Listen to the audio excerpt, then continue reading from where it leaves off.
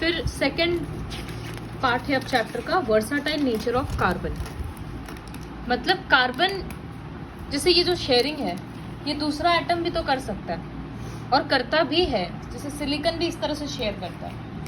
लेकिन कार्बन, जैसे अभी हम लोग एक बकमिंस्टर में देखे C60 लिखा था, इसका मतलब क्या है कि एक स्ट्रक्चर में 60 कार्बन का शेयरिंग हो रहा है। जैसे अभी हम लोग एक देखे C2H4, मतलब 2 कार्बन है। ग्लूकोज में जैसे लिखा रहता है C6H12O6, तो इसका मतलब 6 कार्बन शेयर कर रहा है। तो उसी तरह से 6-7 तक तो देखे थे, अभी हम लोग देख रहे हैं कि 60, 120 इस तरह से कितना ही कार्बन शेयर करते जा रहा है।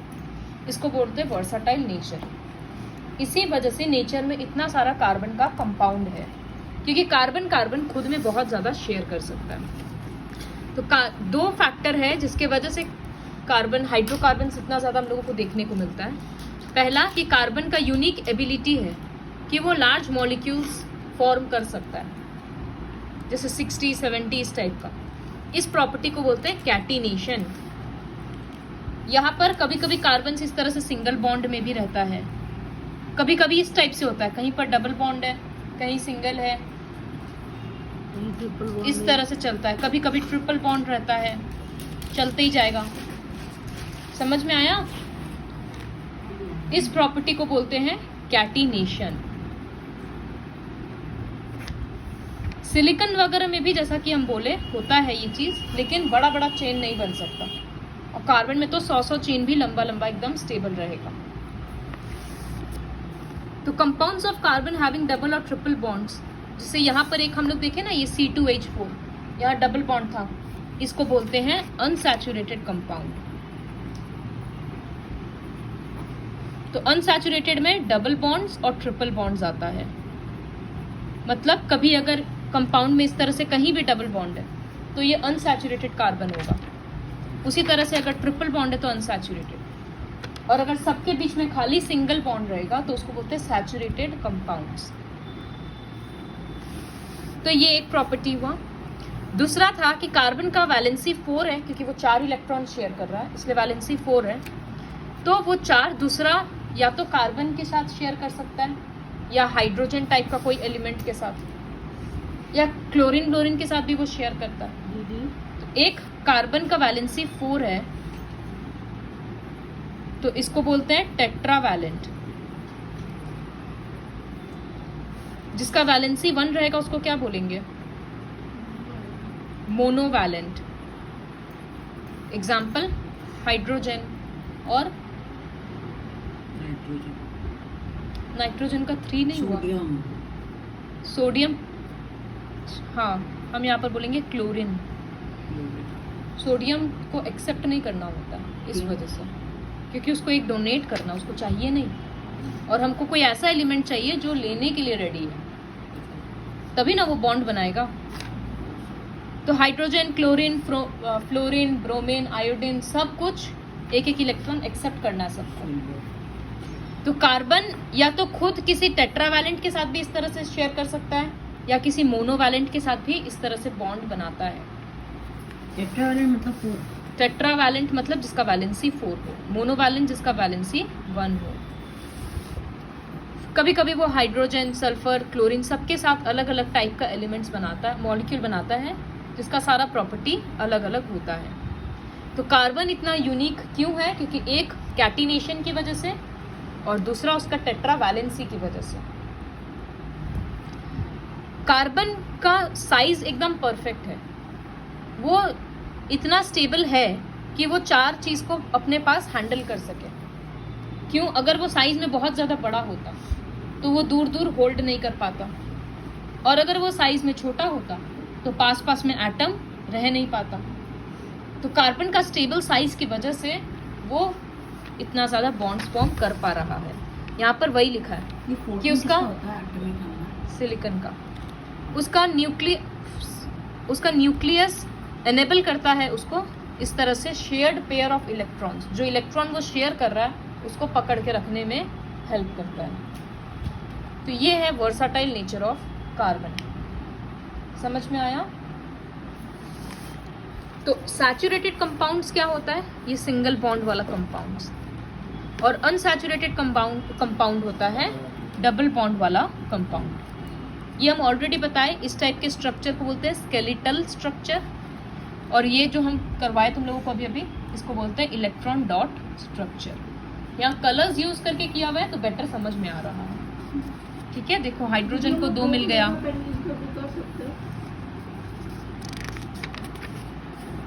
जैसे हम एक ट्रिपल बॉन्ड में देखो एक होता है C2H4, अभी नहीं, C2H4, इसका स्केलेटल स्ट्रक्चर ड्रॉ कर रहे हैं तो वो कैसा होगा, 2 कार्बन है, सॉरी C2H6, और ये रहा तीनों तरफ हाइड्रोजन।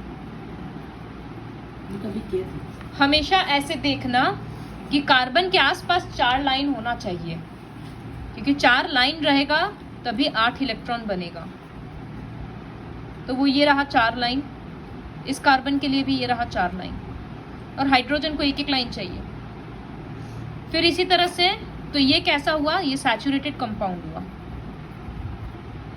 क्योंकि यहाँ पर सिंगल बॉन्ड है बस। दीदी सैचुरेटेड कंपाउंड डबल बॉन्ड में, सैचुरेटेड मतलब सिर्फ सिंगल बॉन्ड।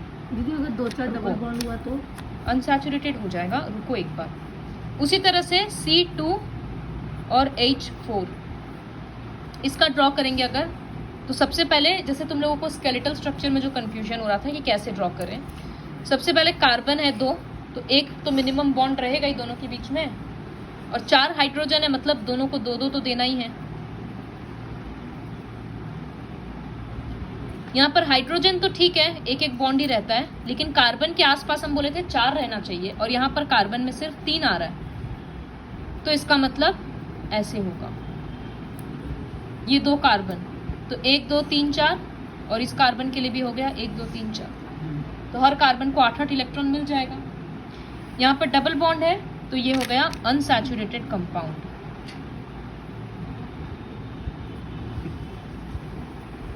क्योंकि यहाँ डबल है। फिर और एक कार्बन हम ड्रॉ कर रहे हैं, ये रहेगा C2H2। अब इसका स्केलेटल कैसे ड्रॉ करेंगे, तो 1-1 बॉन्ड तो दे दिए, हाइड्रोजन 2 है, मतलब दोनों को 1-1 ही देना पड़ेगा। अब लेकिन कार्बन को तो सिर्फ 2 ही मिल पा रहा है ना, तो दिशांत क्या करेंगे, कार्बन को तो 4 देना पड़ेगा ना लाइन, ऊपर नीचे देने से एलिमेंट कहाँ से आएगा, 3 लाइन करना, बीच में लाइन बढ़ाना पड़ेगा। ऊपर अगर ड्रॉ कर देंगे, ऐसे हम ड्रॉ किए, ऊपर ड्रॉ करेंगे तो ऊपर शेयरिंग कौन करेगा, कोई दूसरा, कोई नहीं करेगा ना, तो नहीं दे सकते ना, इसका मतलब जब कोई नहीं करेगा तो इसका मतलब हमको बीच में ही लाइंस देना पड़ेगा। ठीक है, तो एक कार्बन का 3 लाइन हो गया, ऐसे 3 और 4 इस टाइप का ये लाइन हो गया ट्रिपल बॉन्ड। ये भी होता है अनसैचुरेटेड कंपाउंड। ऐसे भी तो हो सकता है। तुम कंपाउंड देख रहा है मेरा C2 और H2 है, ऐसे तो इसका अगर हम इलेक्ट्रॉन डॉट स्ट्रक्चर ड्रॉ करेंगे, इसका अगर इलेक्ट्रॉन डॉट स्ट्रक्चर ड्रॉ करेंगे, तो मेरा स्केलेटल स्ट्रक्चर था ऐसा,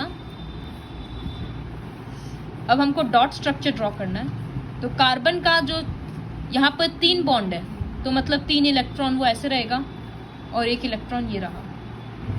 फिर इस कार्बन का भी 3 इलेक्ट्रॉन ये रहा, और 1 इलेक्ट्रॉन, तो कार्बन के बाहर में 4 इलेक्ट्रॉन होता है, वो हो गया। हाइड्रोजन का 1 इलेक्ट्रॉन है, उसको हम क्रॉस से दिखा रहे हैं, तो ये बन गया। अब ये रहा, देखो हाइड्रोजन को 2, हाइड्रोजन को 2, कार्बन को 8 होना चाहिए, तो 1 2 3 4 5 6 7 8 ऐसे ड्रॉ होगा। तो इस सर्कल के अंदर कार्बन का 8 आ गया, फिर इधर में 8 आ गया। तो कार्बन सिर्फ 2 ही था, 3 तरह का हम कंपाउंड दिखाए तुम लोगों को, एक C2H6 दिखाए, एक C2H4 दिखाए, तुम ठीक से बैठ सकते तुम, और एक C2H2 दिखाए। कार्बन सब में 2 ही था, लेकिन हाइड्रोजन कमता गया, तो कार्बन सबके बीच का बॉन्ड क्या हो गया, बढ़ते गया। दीदी अगर अभी नहीं, तो इस कंपाउंड का नाम होता है ईथेन। दो होने से ईथ बोलते हैं। इस कंपाउंड में डबल बॉन्ड आया था ना, तो नाम होता है ईथ। ईथ तो देना ही पड़ेगा क्योंकि दो कार्बन है। डबल बॉन्ड के लिए हम लोग यूज करते हैं लास्ट में ENE, तो इथीन। और जब ट्रिपल बॉन्ड आता है ना, तो लास्ट में हम लोग ईथ तो यूज कर ही रहे हैं क्योंकि दो कार्बन है। ट्रिपल बॉन्ड के लिए हम लोग लास्ट में यूज करते हैं YNE, आइन। तो ये बन गया इथाइन। समझ में आया? इसी तरह से C3 रहता सब में, तो सिंगल बॉन्ड में यूज होता प्रोपेन। क्यों? क्योंकि प्रोप यूज होता है 3 कार्बन के लिए, और सिंगल बॉन्ड है तो ANE। फिर डबल बॉन्ड होता तो प्रोप तो यूज करते ही क्योंकि 3 कार्बन है, और ENE, और एक बार बन जाता प्रोपाइन। ठीक है? तो सफिक्स पीछे में जो लगता है उसको सफिक्स बोलते हैं। मीथेन होगा। तो सफिक्स हम लोग यूज करते हैं ANE जब सिर्फ 1 बॉन्ड रहता है, सिंगल बॉन्डेड कंपाउंड। लास्ट में ENE यूज करते हैं हम लोग डबल बॉन्डेड के लिए, और YNE, आइन यूज करते हैं हम लोग 3 के लिए। मीथेन में CH4 है। अब उसको हम डबल बॉन्ड बनाने के लिए दूसरा कार्बन कहाँ से लाएंगे? नहीं मीथ मतलब 1 कार्बन, दूसरा कार्बन ही नहीं आएगा में तो मीथेन ही रहेगा बस। समझ में आया? दीदी अगर C2H1 खाली नहीं रहेगा, ऐसा कंपाउंड नहीं होता है। तो ये जो पोर्शन हम बताए वो बाद में फिर से बताएंगे। अभी के लिए सिर्फ तुमको ऐसे याद रखना है, मीथेन है तो 1 कार्बन है, ethane 2, propane 3, butane 4, pentane 5, hexane, hexagon से याद रहेगा 6। उसी तरह से हेप्टेन में 7, ऑक्टेन